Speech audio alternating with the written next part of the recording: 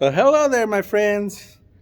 Well, I was working on this project and it occurred to me, I thought, hey, maybe there's a lot of people that might be interested in what I'm doing here, working on this car. So, this car, you might recognize that, or maybe not because it's really rare. Well, I'm doing a convertible top and a top boot on this car. Let me switch around here. Do the switcheroo. Okay, so what I'm looking at here is this 69 Mustang. It is a Shelby GT500 convertible, of which I was told that they're only built 65 of. And then you'll also notice here that it has the 428 Cobra Jet engine, which I think would make it a little more rare, maybe even a little bit more rare. Oh, you can't see it right now, but there we go. There's the 4-speed stick shift. And I was told that this car was originally sold in Costa Rica, and that's where he found it, with 4,500 original miles. That's 4,500 original miles. So when he found it, it was a basket case in the jungle, and it was a rust bucket, I guess, and they completely restored the car, every nut and bolt, no expense spared. So I think at the end of the video, I will pop the hood and show that to you, but I'm going to go ahead and work on this convertible top. You'll notice that the shop here is like really empty right now. I'm pretty much stripped down. We're moving locations. So they're almost there, getting everything moved to the new location. So this is really the last job here in this shop. And I kind of did that for a reason. I got everything out of here, so that way there's nothing around this car while I'm working on it. So here we go.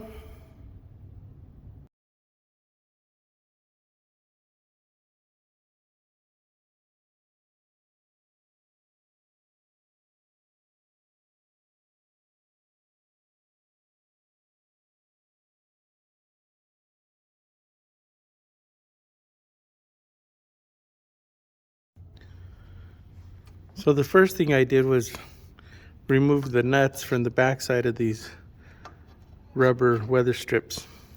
Right back here, there's nuts holding these on.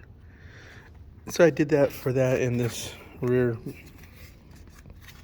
quarter part right here. I removed the cables already. They go into this little pocket right here. So that's a little ball, and it's held in with a little rubber plug. So that's gone now. So you might be saying, okay, it's a new restoration, it's a pretty nice looking top, but there were some things wrong with it, the way it was installed, and the customer wasn't really happy with it, so he wants a correctly installed top this time. Now for tip number 47. Okay, that's a low number because it's one of the most important things ever whenever you're doing a convertible top. So we're going to take these measurements. So what I like to do before I strip down these areas is I like to verify some measurements. So I'm looking at this wire on here, and it looks like it's at about 5 1/8 inches. Go here to the other side, check this one, and it looks to be about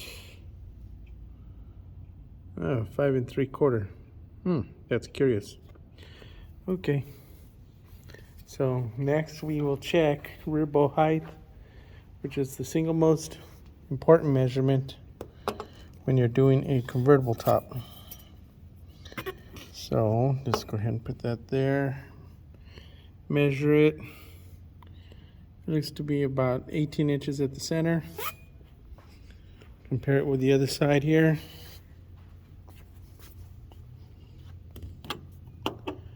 And,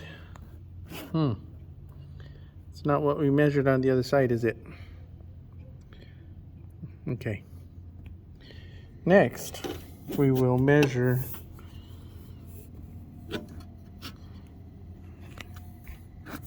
the rear window skirt.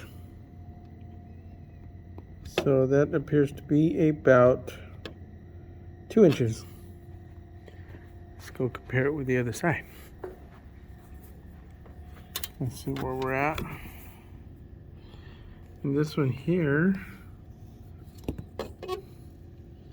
appears to be a little different. That was some of the problems that were noticed on this newly installed top. So we're going to correct those items, right? I wouldn't advise this, but look what I'm going to let you in on a little secret here. Look what I'm going to do to this $300,000 car. Oh my God. Look what I just did. Oh my God. Look at that. Don't tell anybody. It's our secret. Oh my God. Can you believe what I'm doing to this car?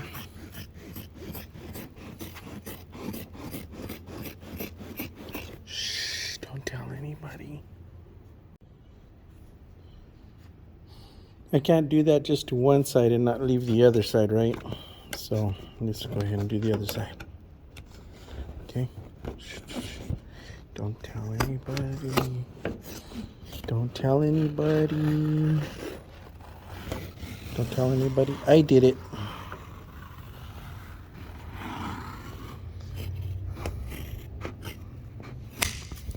Okay. Look at that. Actually, what you just witnessed was technique number 485. What I do is I make access here so that way I can get to the bolts a little easier. That's what it's about. Got to get to these rear bolts. Now would be a good time to see what's going on with the pads. So, if you're old school, can you spot it?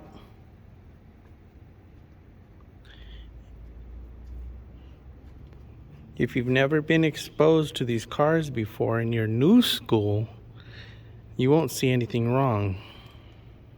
That is because the pads that are on this car are like new style, like modern car convertible top pads.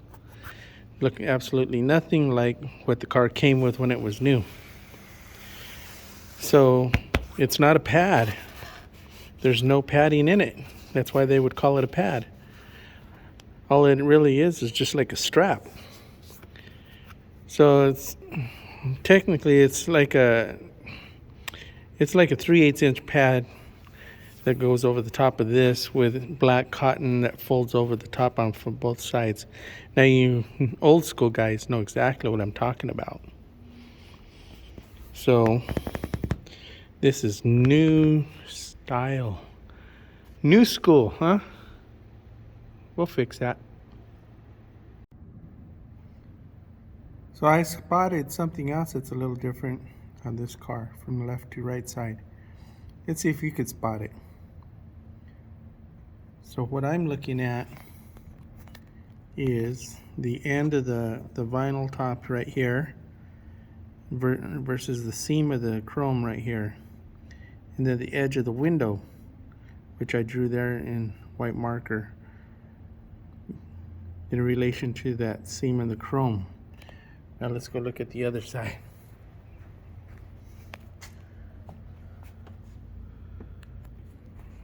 You see what I'm seeing? Hey, you're getting pretty good at this, aren't you?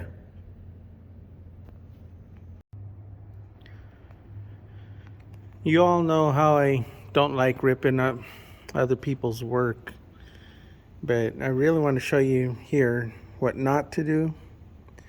So you can see that this bow here is nice and level, it's nice and straight. Then you look at this bow here, and it's not level, and it's not straight. It's going back too far. It needs to come forward just a little bit. Well, that was one of the complaints, was that that bow was binding up against the top frame when it was folding down. So next time we put it together, it will be straight.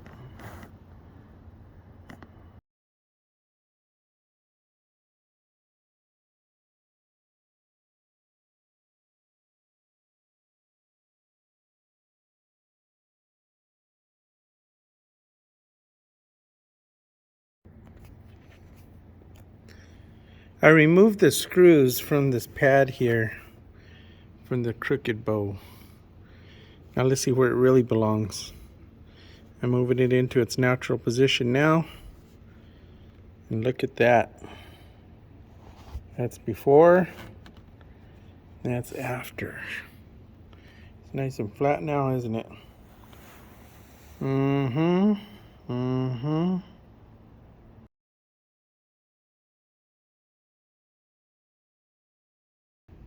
Here's another not how to do something.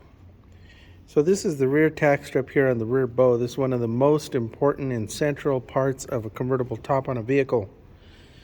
One of the most important. If anything moves here, everything's not going to fit right.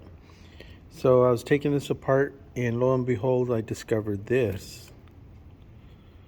Oh, look at that. It's not even attached. It's just floating around in there. And what they did is they put some cardboard. So anyway, it's not attached in here. Floating around, just doing its own thing. Okay.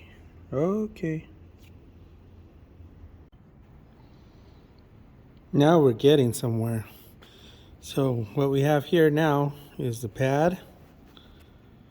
We have some foam, which is a 1/4 inch. Then we would have this flap. Goes like this. And there's a top flap that goes over that. Now it's actually a pad, which will smooth out these bows. The appearance before, it looked like a covered wagon with the bows sticking through the material. So this padding here will help a lot. So just going to put that together and make that part of the package. So now you can really see the difference. This is a padded pad. A padded pad. So take a peek underneath there. You can, well, maybe it's really tight now, but believe me, there's some foam in there. Now you compare that here to the other side. This is what the car came with.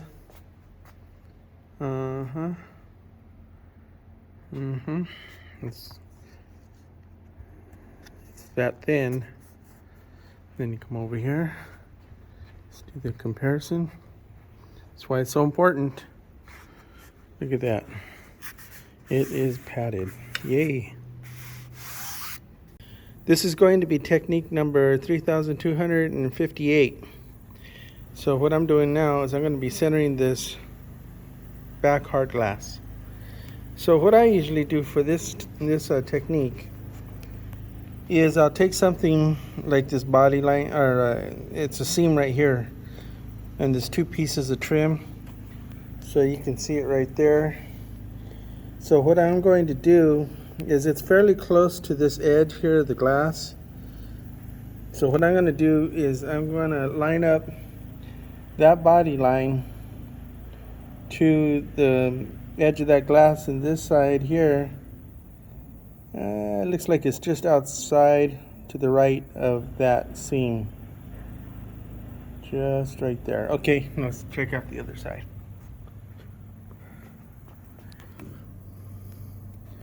Do the same thing, and from what I see, it looks to me like it's just to the left of that, so maybe we're center already. Okay, it kind of looks like it. Okay, so if it wasn't and you had to go left to right, you can see that these rails have elongated holes where you can move it either left or right. So that's how you get your center. Once you get your center, I'll be tightening up these bolts here. Right now they're just loose. You can see here I can move it left or right. And that's how we center it. I'm going to go ahead and tighten those up.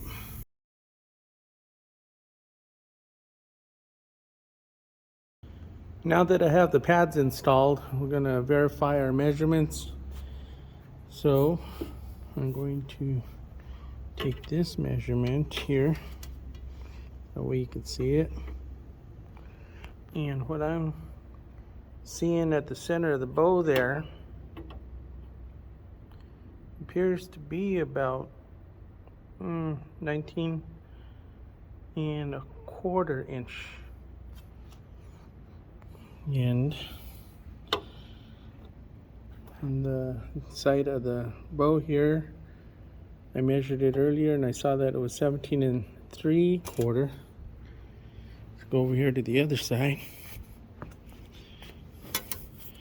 See if it matches. What I see here is 17 and 3/4. Okay, we got that verified. Oh, look at all the empty shelves. Look at the empty shop.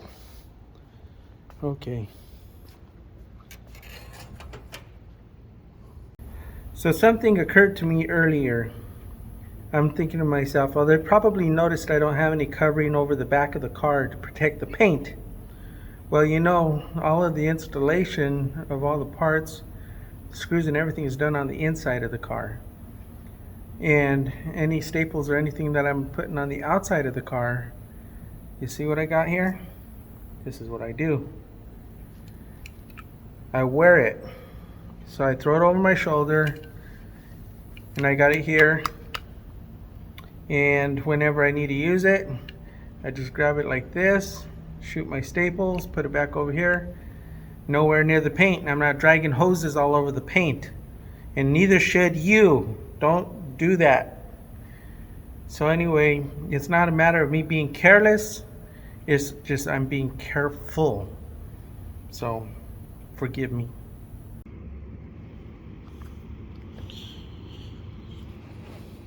So now for technique number 18. Okay, it's such a low number because what this means is if you want to separate yourself from the other type of people that do upholstery, what separates you from them is if you're not happy with something, you take it apart and you pull all these staples here or whatever it is that you're working on, pull it apart, make your adjustment, put it back together, check and recheck, check and recheck, check and recheck. Okay, so that is such an important thing. If you want to be legendary or you just want to be mediocre. Okay, so that's one of the most important techniques I think I could probably give to anybody. So what I'm doing, I wasn't happy. I'm off about 1/8 of an inch here. It created a very, very small wrinkle on this side. So I took it apart. And I'm going to reset it, put it back together. Hopefully this time there's not going to be any little tiny little wrinkle here. So I was just appreciating something and I thought I'd share it with you. Is the combination of this window pads, rear pad, side pad. Looks like poetry. Anyway, I was thinking, it's a thing of beauty. Just wanted to share it with you. You know, just like paint on a car, you know, the paint is only going to be as good as the bodywork. And that's what we got here. We're doing bodywork underneath this convertible top. So if the bodywork's bad, the convertible top's going to look bad. And that's the reason this car is here in the first place. At first I wasn't going to show you this, but the adjustment that you saw me make earlier, that was a whole different adjustment. So this is the adjustment after the adjustment. This is what I'm talking about. So check and recheck, check and recheck. Tech number 1845. So as you can see here, I'm checking the new top against the old top. So the old top is on the top, the new top is on the bottom, and I got them matched up here. What I did is I used this intersection right here, matched them up top and bottom, and then all the sides. As you can see, there's top and bottom, top,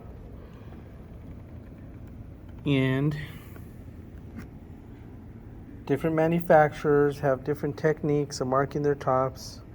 And as you can see, they're not always going to be the same. So don't take it for granted that they're always going to be the same. So it appears that our new top, the back window is going to be a lot smaller. The old top, the window was a lot bigger. Showed more window. So what the new top has here, which a lot of manufacturers do, is they have these pre-marked lines here. So they don't tell you if that line has to be on top of the rail or at the bottom of the rail. I was assuming that it was going to be at the bottom of the rail. Well, I was wrong in assuming. So really the white mark there is the top of the rail, and the staples are going to go on this side right here. The only way I knew that for sure was by putting the old top on top of the new top. There's your line. There's the mark on the material where the old rail was. And even this is a little bit different, because this is showing the rail coming way out here where the line is way in here. So the old top is out here someplace. So what do? Well, you staple it, you put it all together, then you check and recheck. It is now time for obscure technique number 9734.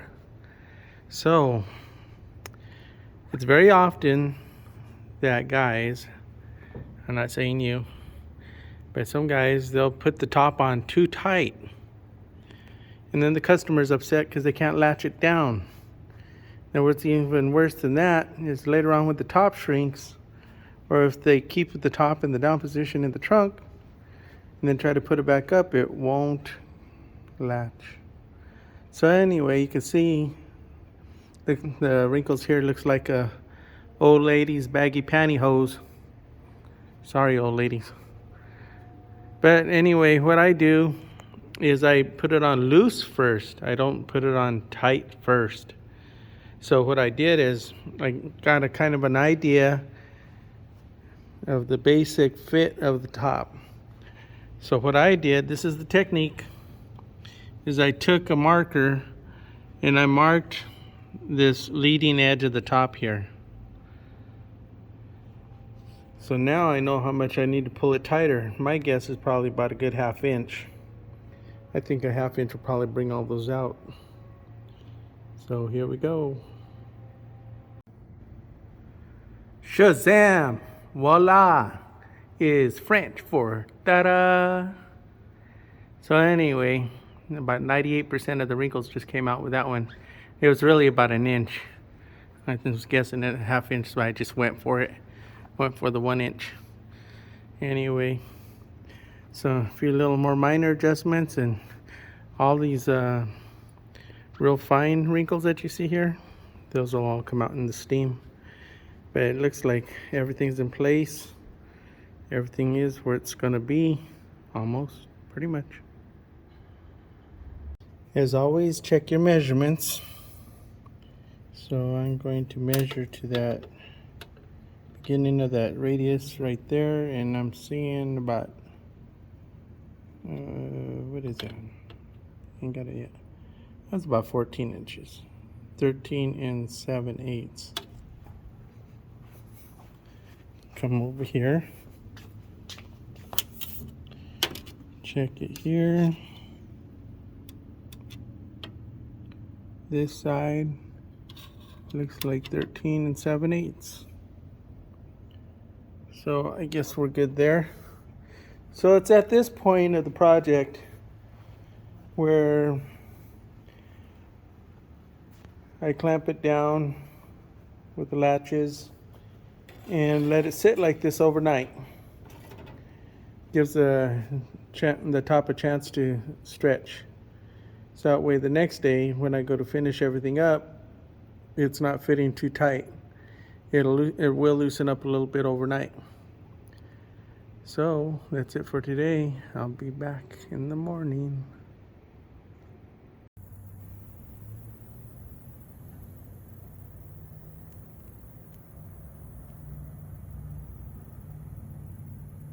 Now for technique number 6245. Okay, this front bulb seal that goes on the front header bow right here. Okay, what a lot of guys do, and which is what the last guy did on this car, and what they do is they put the staples on the outside right here. Okay, and that doesn't look so great, and some guys do that. You know who you are. So anyway, what I do, you know, there's two flaps here. There's two sides. So what I do is I put the staples on the inside flap. Wow, what a concept. Okay, so that way you don't see any staples there. What do you think about that one? Well, I got the top finished. Beautiful, huh? Oh, anyway. It is finished. You just got to take my word for it. I'll get a nice picture of it later on after I make him a new top boot. So he ordered 3 of these boots. None of them fit because they're really for Mustangs. None of them fit the Shelby. This rear quarter panel right here, the shape is different because of the roll bar. So none of these fit. So I'm going to have to make him a new custom one that actually fits. So that's next.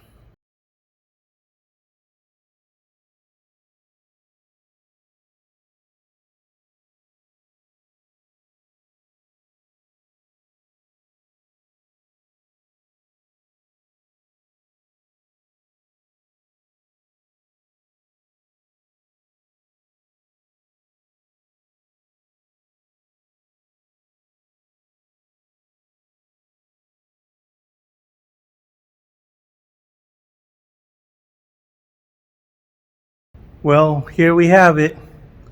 Got the completed top. So I am sure, because I spent 39 hours installing this top, which is many more hours than what's normally required. I think the book calls for 8 hours. But you know what? I want to make sure it's really nice for this car. So we did it. Until the next Shelby GT500, we'll see ya.